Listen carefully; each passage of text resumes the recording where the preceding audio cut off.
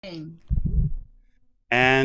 good morning, good afternoon, hello, good evening. It is Wednesday, the 10th of November. Glad to see you. It's the John Lavenia Success Mastermind. This is your guy, Glen Henderson. It's always a pleasure to see friendly faces and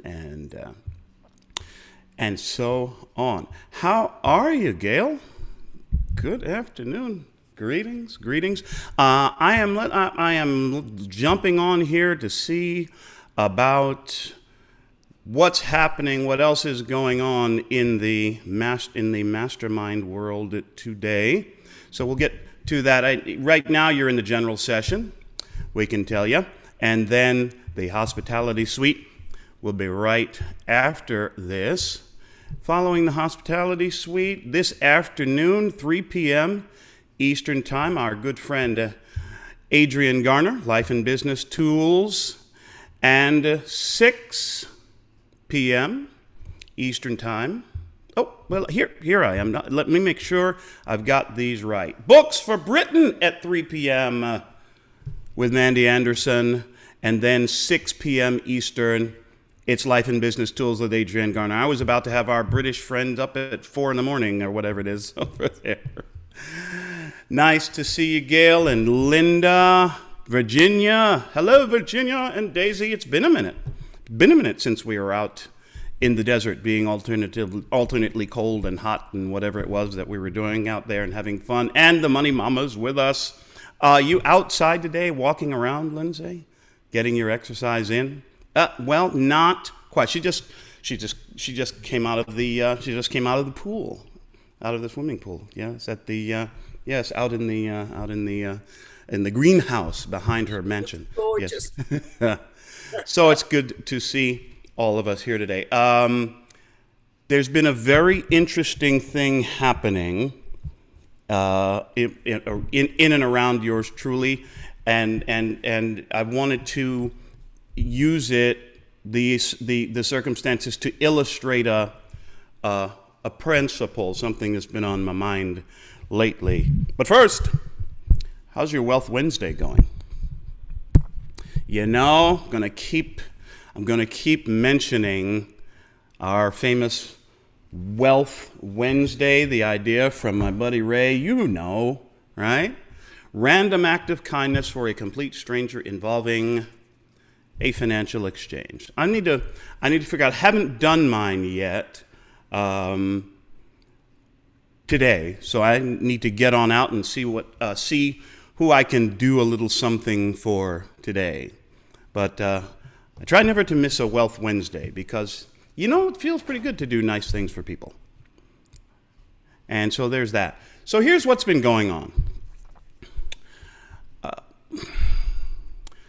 Paula and I had a conversation yesterday, and she said something that reminded me of a principle, an idea.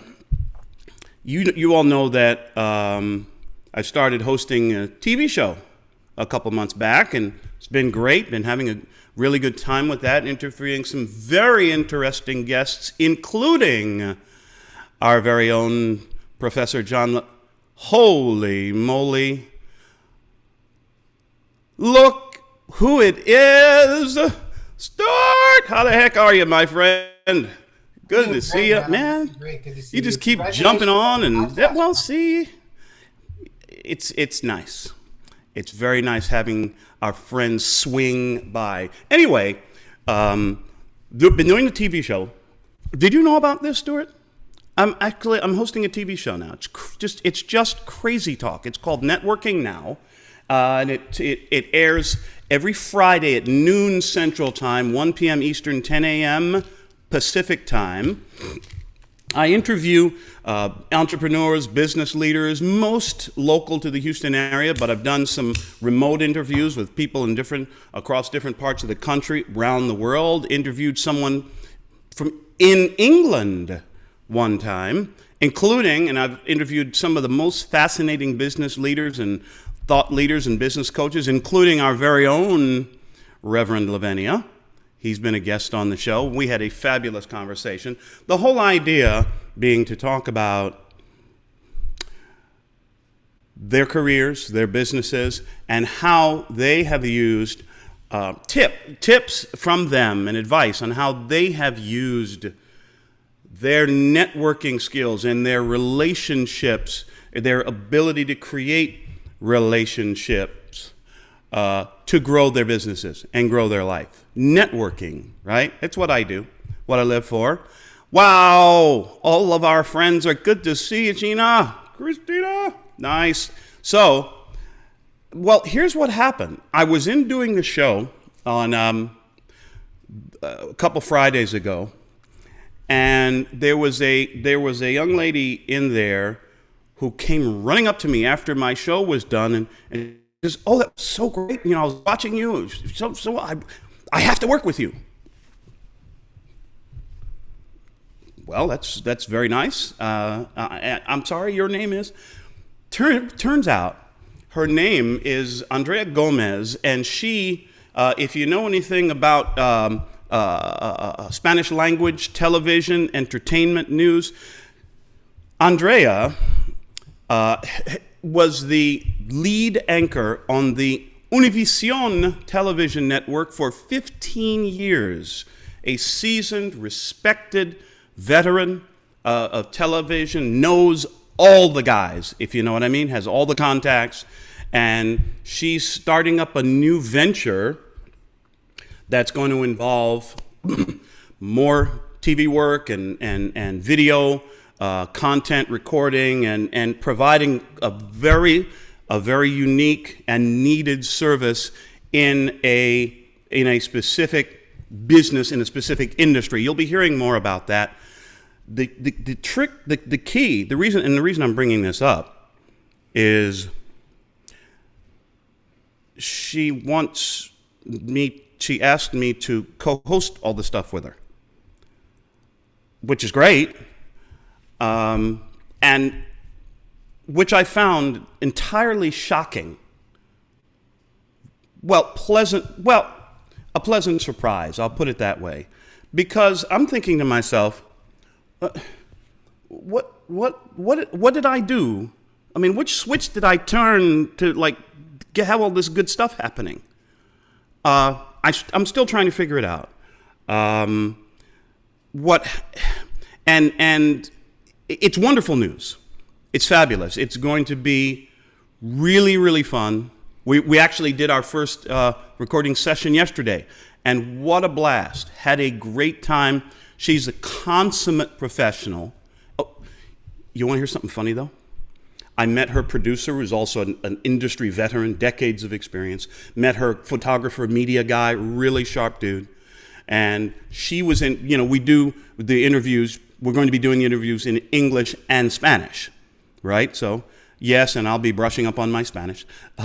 So we did the English parts yesterday, the English segments we co-hosted together. The Spanish segments she did on her own. Fine with me. Here's what's interesting.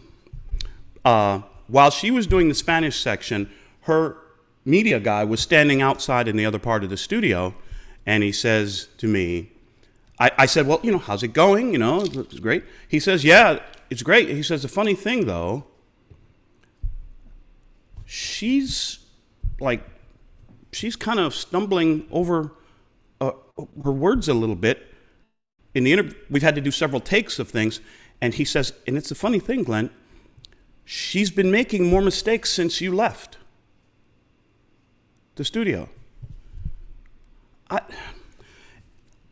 What that says to me is that we're already, even after just one session, we're already really developing into a good team. We're developing a flow, and we kind of feed off each other, which is terrific. Why am I telling you this whole story? Here's why. You know the old saying, when you love what you do, you'll never work a day in your life? You know this saying? I've always thought that was sort of corny, because obviously, yes, Telemundo also, Stuart, her producer Andrea's producer had like 20 years experience on Telemundo. And the executive producer of the network where I'm working was also a lead anchor on Telemundo. So, I mean, I'm with all the swells here, if you know that old saying. I'm working with all the swells. And how in the world did this happen? That's the saying. When you love what you do, you'll never work a day in your life. I've always liked to put it as, you know, when you enjoy what you're doing, it doesn't really feel like work. And here's the interesting thing for me. There are certain activities in my life, certain lines of endeavor that are very worthwhile and they pay, but they still kind of feel like a struggle. You know what I mean? They still kind of feel like, okay, I know I need to do this. It's not, you know, it's not easy and it's a challenge, but I need to do it. So let's go. And there's not a thing wrong with that. It is also true, you know, you say, when you love what you do, you never work a day in your life. Yes. It is also true that almost all of the best things in life are worth working hard for. You know what I mean? So, it's like that line from the movie. You remember the movie A League of Their Own? Tom Cruise, Madonna. Who else was in the movie? Gina Davis. Anyway, Tom Cruise's character, not Tom Cruise, Tom Hanks. Tom Hanks's character says, you know, one of the characters says, I had to quit the team and it just got too hard. And then Tom Hanks' character says, it's supposed to be hard. If it were easy, everyone would do it. The hard is what makes it great.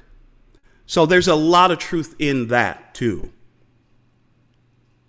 The best things in life, you work hard and you achieve them. There's no crying in baseball. Nothing gets by you, Lindsay. So there's elements of truth in both of those things. But here's what I'm starting to think a lot lately.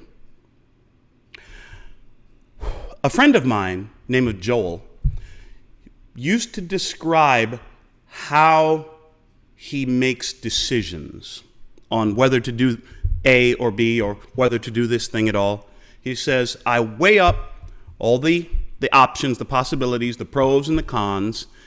And then he says, and then I actually weigh the decision. Well, so what do you mean you weigh the decision? He says, I go inside, I dig inside, and I look and feel where this decision rests with me, how it feels in my spirit. He says, if it feels heavy, if it feels like a burden, like it's going to be a burden to take this thing on, he says, then I won't do it. He says, but if it feels light, if thinking about doing this thing makes me feel light, if it lifts me, my spirit, if it cheers me up to think about doing this thing, then I usually do it. And he says, and the reason, and he says, that's worked out pretty well for me. The reason is that I've come to trust my instincts, and our instincts, our heart, will usually tell us what's the right decision. You know, after we've weighed up all the pros and cons and looked at the logical factors, then how does it feel? Does it feel like a burden, like this is going to be a job? Or does, hey, sounds like fun? Does that work 100% of the time? Well, you'll decide. Here's what's been going on with me.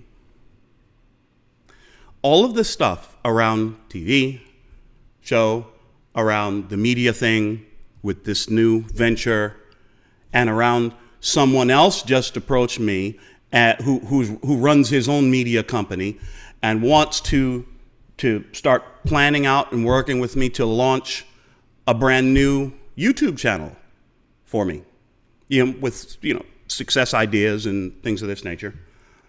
It all sounds like an absolute blast. It all feels like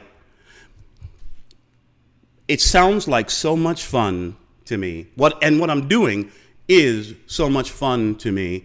I've almost gotten to the decision now. I've almost come to the place in my life where I don't feel as strongly as I used to feel the need to launch or relaunch or continue my singing career.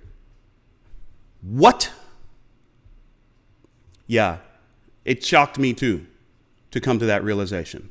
Now listen, I can still sing. And I still love singing. I no longer feel the need to prove anything to anyone as a singer, including myself. And it's because all of this light, airy, really groovy, fun stuff is coming. Yeah, when's the last time you heard somebody use the word groovy, Stuart? Fun stuff has been coming my way. And the really weird thing, what's been surprising to me, is I haven't really been trying to get this stuff. Does that make sense?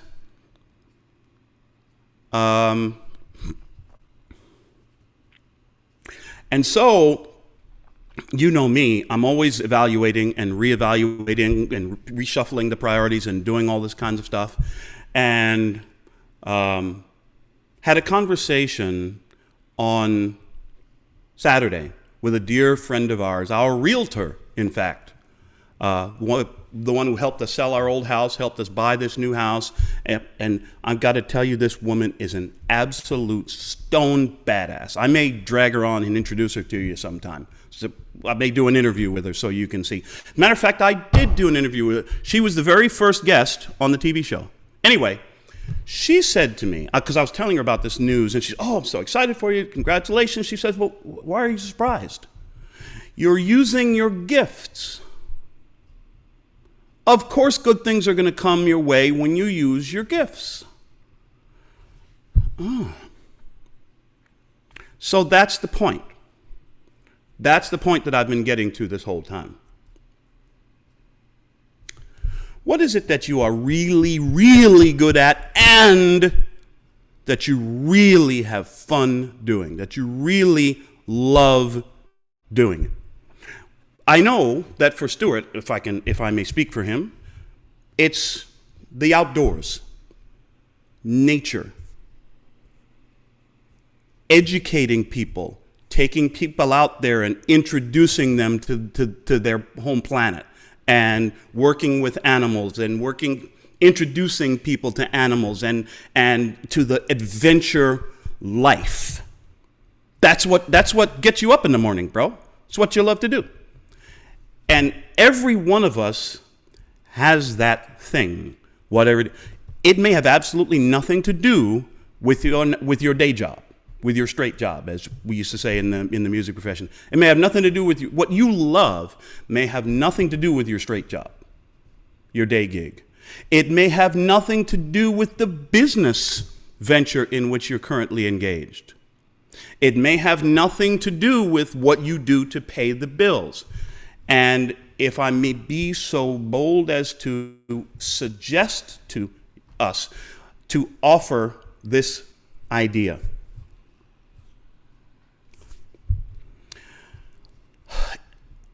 Is it possible?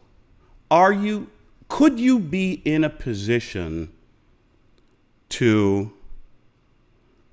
really passionately pursue that thing that you love to do? What might happen? What do you suppose might happen? What sort of opportunities do you suppose might come your way if you surrender yourself to your love? Surrender yourself to your passion. I had this conversation with us a few weeks ago in the context of mentioning that so many things in my life changed a year or so ago, a couple of years ago, when I finally chose to surrender to my passion for Star Trek, and look what happened. And the conversations and the connections that have come as a result of that. Listen, I'm not telling anybody you ought to quit your job. Please don't go back running and tell John, man, Glenn told me to quit. What I am suggesting is that when you find that thing that you love to do and you commit yourself to doing it and surrender, that's a big word. Surrender your passion, surrender to that passion. I can tell you from personal experience, it won't really feel like work. And isn't that really what we're looking for? Yes, everybody wants a nice paycheck. Yeah, everybody wants to cover the bills. Everybody wants to have a little more than cover the bills.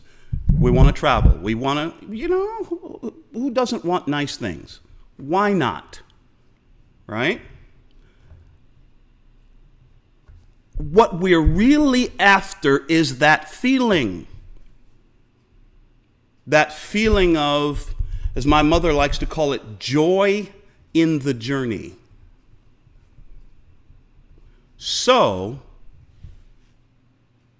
my suggestion, and I know that someone is going to remark upon the irony of hearing this from a guy who has expressed a great deal of admiration for the Vulcan lifestyle. Yeah, logic. I'm suggesting go find your joy and spend a little bit more time doing that. You just don't know what might happen. I am in the process of finding out what can happen. And oh boy, am I having a blast. It's amazing. It's absolutely amazing to me how many doors are flying open. And I'm not the one opening them. I'm not the one kicking in the doors. I'm just walking along, having a grand old time, and I look and there's another open door. How does this happen? Remember how I keep saying to us, the universe is paying attention. The universe is now paying attention to the fact that I have plugged into my joy. I'm absolutely loving what I'm doing. And maybe you are absolutely loving what you're doing and getting into it and passionate about it and having a blast and doors are opening for you. If that is the case, way to go.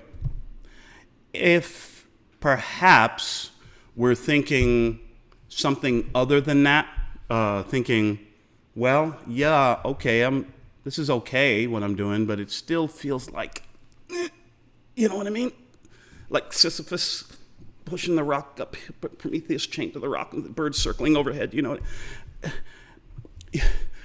If it still feels like a struggle, maybe there's a reason you're struggling because the best thing is on the other side of the struggle. Sure. Maybe it feels like a struggle because you really ought to be doing something else. I don't know. Only you can make that decision. What I'm suggesting is have an honest look at what's in front of you and then have a truthful conversation with the guy or the gal in the mirror and figure out whether the struggle is towards something greater or whether the struggle is a signal to be heading someplace else. I don't know. I'm looking forward to hearing your story. I'm looking forward to hearing so many of you share what decision you made when you looked at the struggle and you looked in the mirror. Did you decide to continue the struggle because the struggle is leading to something greater that I can see? Or did you decide, you know what? I decided to change direction, and oh boy, that has made all the difference. Right? Two roads diverged in a wood. I took the one less traveled, and that has made all the difference. Now I'm going to say something absolutely sacrilegious. Sometimes it's the well-traveled road, the one you like. Doesn't always have to be fighting your way through the jungle. You know what I mean? Am I making sense? I know I'm starting to repeat myself, but I'm just becoming so passionate about this now. Plug into your joy, please. From sharing from my own experience, please plug into your joy. What will happen will shock and amaze you, amaze and delight you. I'd love to hear what you think. Which way are you leaning right now? If you're struggling with something, if it feels like work right now, what's your gut telling you? Does it feel like work because the hard is what makes it great? Or does it feel like work because maybe the real answer's over there? Missy, good afternoon. How are you? Hello, sir. I'm a big Trekkie. I have your book. So Thank you. I would love to hear what you think after you've read it.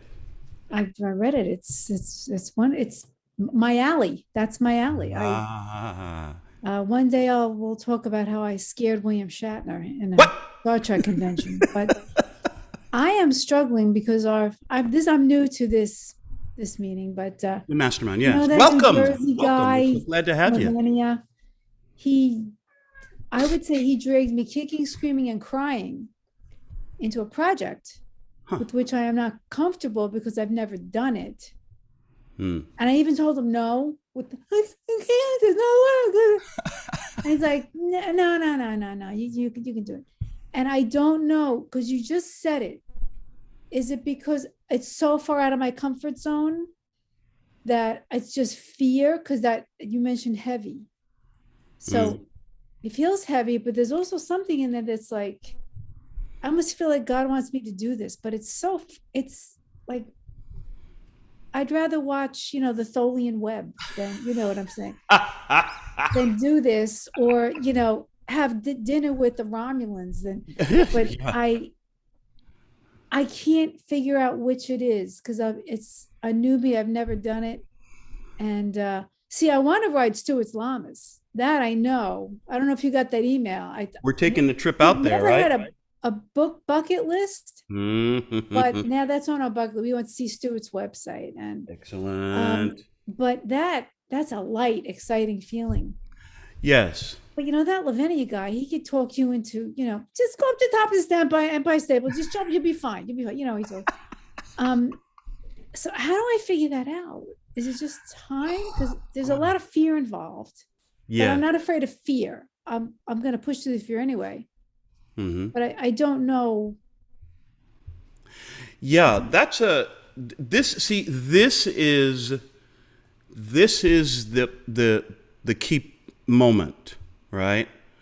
And this is going to be a real mental and emotional challenge for you, Missy, because I can't tell you, no one can, your husband can't tell you which it is. Here's what I do know. Whichever way you decide, a couple of things come to mind. A lot of times, the thing that we desire most is just on the other side of our fear. And so Eleanor Roosevelt said, I'm paraphrasing. Eleanor Roosevelt said, you gain strength and confidence by each day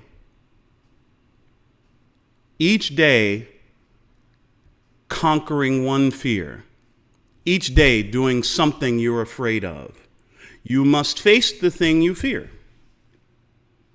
That's one way of looking at it. Um, I like to think. I like to think of simply making a choice and following through with it.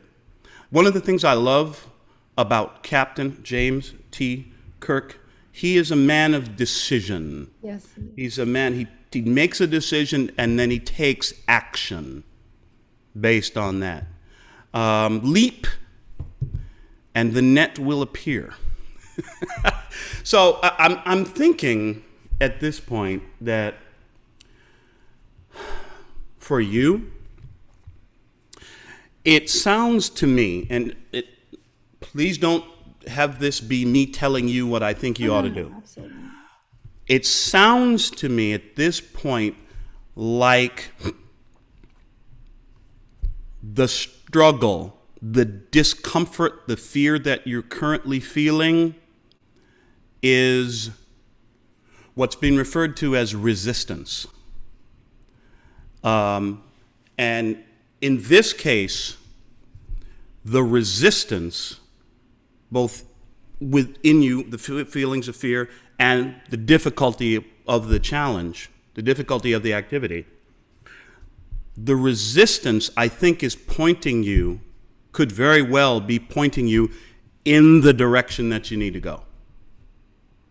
So in your case, it maybe a question to ask yourself is, have I been in situations like this before? Have I been faced with a choice that raised fear in me, raised these feelings of discomfort, of unfamiliarity? How did I handle them in the past, and what was the outcome?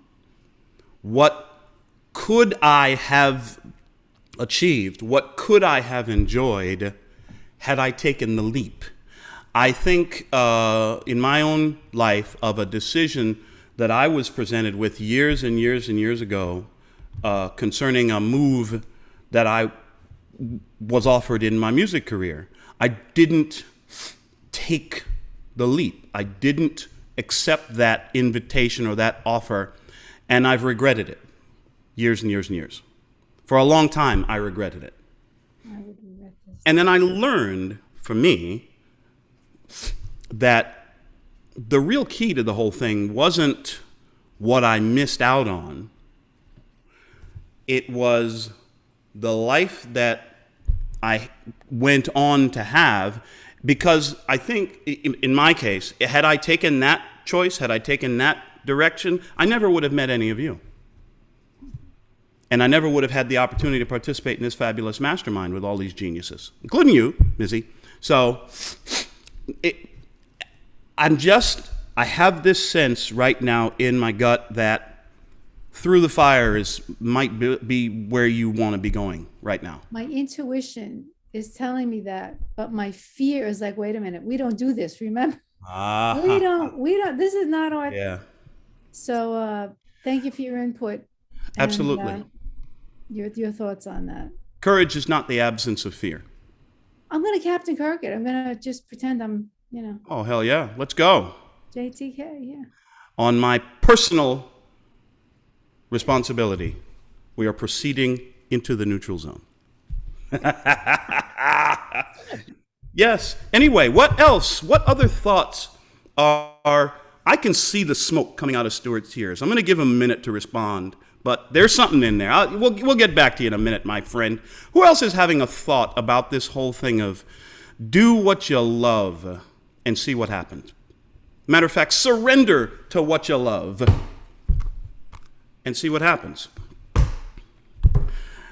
What your fear, somebody says your fear is your brain trying to, this is it. This is it, Miss Mandy. This is it. We humans are hardwired. We humans are hardwired to stay alive. And fear, adrenaline, is that emotion that chemical state in our body which used to be used to get us away from the saber-toothed tigers and the T-Rexes and stuff. There aren't any saber-toothed tigers left. But we've still got this chemical thing that goes on that's designed to keep us alive, to keep us safe from what? I mean, look at this way, Busy. What's the worst possible thing that could happen if you pursue this new venture that's scaring you to death? I could make a fool of myself, let John down, let myself down. It's just, I've been in the process of transformation, and this is a leap up. This isn't a. I've taken steps up. This is a leap up. This constitutes a quantum leap for you. This is quantum. So that's why I feel that God wants me to do it and just shut up. Oh no, Jean-Luc Picard. No, I don't think so. You've got you've got your Leadership Secrets of James T. Kirk book right here. Anyway, what was I going to say? Oh yeah, I used to worry, and this is not original with me. I used to worry about what other people thought of me until one day I went to the bank and tried to pay my bills with their opinions.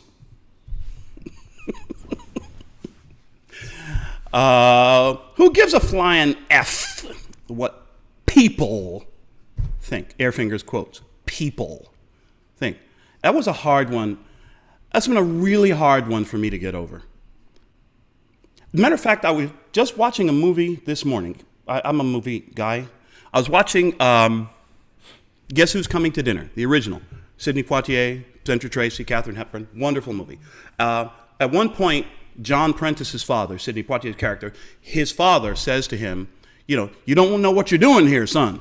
Have you thought what people will say about you? Like, who gives a damn what people will say? As a matter of fact, somebody told me one time, and I think it's true, most people, people say, well, what will people think about this? What will people think if I do this or if I become that? What will people think? Well, the fact is, most people don't think at all, let alone think about what you're doing. Who cares? What's the idea? People are too busy worrying about their own problems to spend a lot of time gossiping about yours, really and truly. When I was 20, I'm just full of these old sayings, just corny sayings, just bear with me. When I was 20 years old, I used to worry what people thought of me. When I was 40 years old, I no longer worried. I stopped worrying about what people thought of me. When I was 60 years old, I finally realized that nobody was thinking about me at all. Would to God it doesn't take us 60 years to figure that out. So I say, you're smiling, Missy. I can see this. What I'm seeing is that maybe it's been confirmed for you now. This is the way to go. Take the quantum leap. Take the leap. Leap, and the net will appear. What will happen once you take the leap will amaze and delight you. Yeah. It is so good. Edward has jumped in here with us. So nice to see you on, my friend. We have faithful friends here in the mastermind. I'll tell you about these friendships. Lindsay and I talk frequently. Linda and Daisy and Virginia and a couple other people and John, we went out to the desert and had some lead therapy and pew pew. But what a blast we had! And you remember the big freeze here in Texas back in February? Do you know the first person that called to check on me? Father Stuart Wilde. Called up, hey man, how you doing? You okay? Can I send you something? You guys need sleeping bags, extra blanket. What can I send you? You need some candles or whatever? What do you need, man? And thank God we were in pretty good shape. But you can't imagine what that phone call meant to me. My brother checking in on me. See, that's cool. That is cool stuff. And one of the nice things you'll find, Missy, wait, did you say you're from Jersey? No, I said that guy, John from Jersey. Oh, that Jersey I'm from guy, New John. York. You from New York? Queens. Where? Queens? Where in Queens? Long Island City. I got married the first time at, the wedding was in Manhattan. The reception was at, in Astoria. Forest Hills. Forest Hills. Yes, The church in the garden, the assembly hall behind the church in the garden, in Forest Hills. And I grew up in Brooklyn myself. You could never tell from my. No, you and Stuart gave up your accent. Get it back. You know what's funny? I never actually had much of a New York accent. Both my parents were from the South. My mother was born in North Carolina. My dad, God rest his soul, was born in South Carolina. I was born and raised in Brooklyn. So, the way I think of it, you could say I have Southern blood in my veins, but if you cut me, it comes out concrete gray.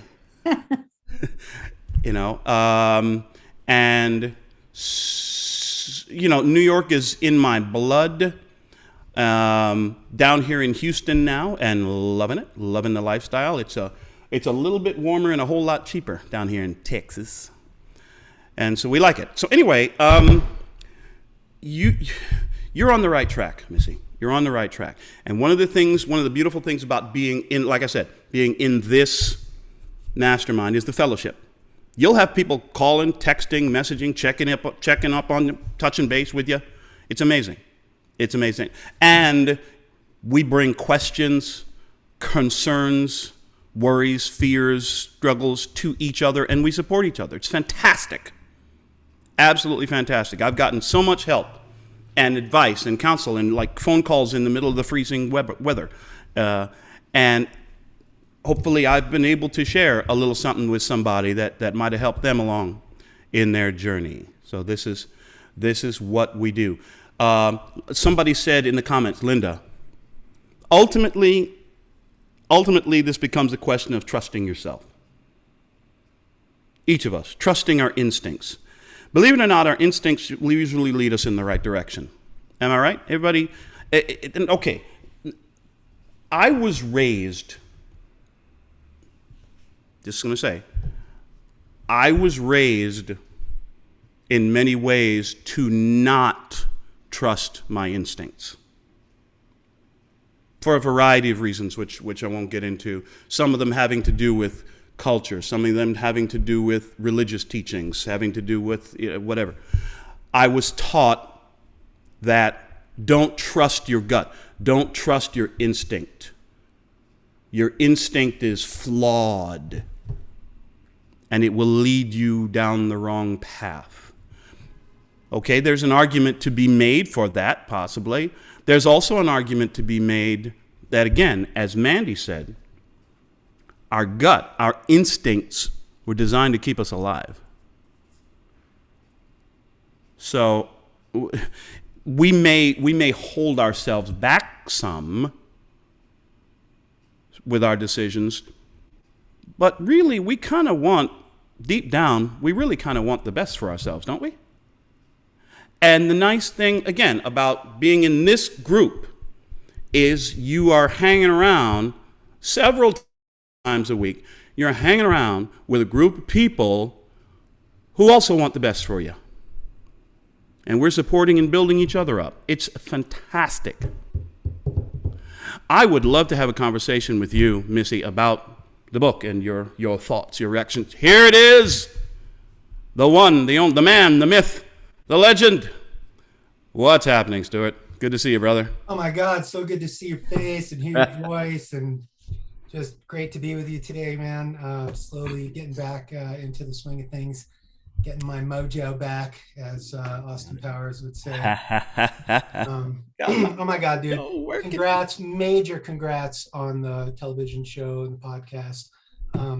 No big surprise, not a a wow moment for me. It just seems like a natural progression. Um, Seems to me like you're in the flow, you're in flow state, you're in the zone.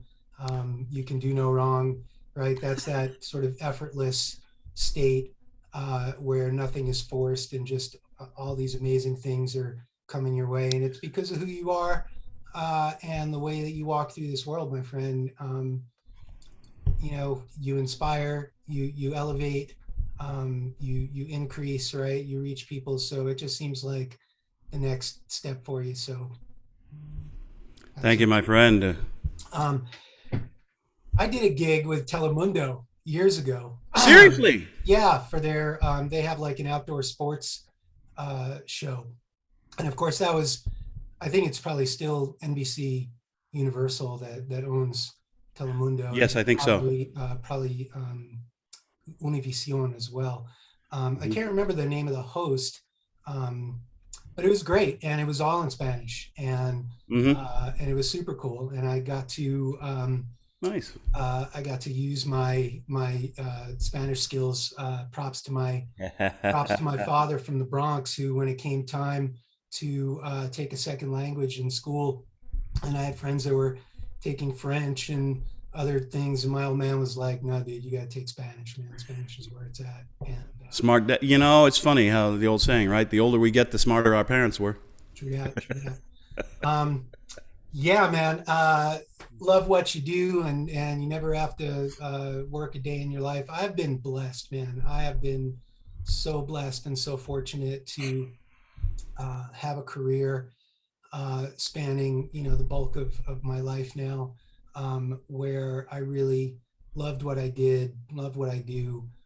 Essentially, was integrated into my identity, um, Yeah. right? And I think there's pros and cons to that, because you know it was kind of always, I was always on in that sense, but it was effortless because I was always just, you know, it was just a part of who, just a part of who I am, um, and and again, feeling very fortunate that I was able to craft a career based on my passions and interests, right? And I didn't go to llama school or guide school or any of that kind of stuff, right? And so, you know, in whatever ways I forged you know, a path to my own career. And I would say that, you know, going back to your comment about the road less traveled versus the road well traveled, um, sometimes what was, you know, Gandhi had some quote about the, you know, this path and that path. Mm. I'll have to look that up. I can't remember, Yeah. um, but sometimes the path less traveled is the easier path if it's in alignment with your identity, right? And so for me, Yes. you know, for me, that was just a natural thing. And I always felt grateful that I didn't have to push and shove my way onto the conveyor belt with everybody else that was sort of taking that path. But it was easier for me to forge my own path because it was about, you know, doing what I loved in this world. And years ago, I was featured in a book called what's it called? The Practical Dreamer's Handbook or something. Ah. It was another one of those like do what you love and the money will follow or whatever. But yeah, I spent a lot of time on the trail um, with, you know, very successful, very affluent, you know, CEOs, you know, business people, and you know, inevitably, I'm sitting around a campfire with somebody in the middle of the wilderness, and I get the, man, you got the life, you know, and you know, just this Yeah. wonderful sort of mutual respect, because to me that's where perfect exchange Mm. comes from, because I wouldn't have been able to do what I loved without people that wanted to share that with me and could afford to Mm. compensate me for that, right? And so, you know, I always kind of flipped it back and said, look, man, you know, you're at a point, you know, how many zeros you got in your bank account now, how long you've been working, you know, 20, 30 years, and you're at the Mhm. point now where you can make choices in your life about what you want to do. and you want that cabin in the woods, or you want the vacation house, or whatever it is, you're able to do that, and a lot of these discussions happened or occurred when I was at a point in my life where I couldn't even take my family on a vacation or something like that, right? And so it was really this wonderful exchange of, I'm here for you and you're here for me, and I've developed a lot of wonderful friendships long term over the years. For example, I just got an email from the children of some clients that I had maybe 20 years ago. Wow. And they now have children, and they're saying, hey, you took my parents 20 years ago. We've got kids now. We want to come and share this experience with them. And so I've had a lot of multi-generational clients, and that just blows me away, right? And we talk about impression of increase, and just being a positive impact on people's lives. And I decided a long time ago that I just wanted to share positive experiences with people, and it really was, it was much more about trying to do the highest good, right? And I think a lot of times when we come from those places, then everything else falls into place, because you're not stressed about, oh, well, what's the paycheck going to be on this, or what's the reward going to be on this? And like all these authors that we read, the rewards come after you do the work, right? And the mystical powers that come from being an initiate are not the reason why you sign up, right? That's all the perks, that's all the bennies that come afterwards. And some of that has to do with charisma, being attractive, and I don't mean physically, but whatever you're offering, right? And whether that's in business or just in life, you walk through the world with a certain glow and in a certain flow, and everything just, it attracts people to you. Agreed. Agreed. I had a couple more things I wanted to share here. What was I going to say? The leap of faith concept, right? And I love it, man. I don't know where that quote came from. The leap and the net will appear, but one of my favorite Jason Mraz songs has that quote, leap and the net will appear. But Missy, I want to talk some Goddard with you, right? So the leap of faith, I'm sure you know Goddard's definition of faith is loyalty to the unseen reality, right? And this concept, oh, I love that, man, right? Loyalty to the unseen reality. That is cool. Right. And whether that's God, or whether that's the future that you want for yourself, or whatever that is, right? But it's that 100% commitment that whatever's on the other side, and whether that's on the other side of the experience that you're going through, or on the other side of the veil between worlds, or whatever that is, right? But there's there's no proof for that, right? I mean, a lot of people talk about there's proof for that, and that's cool, but that's something that you have to experience individually, right? Fear.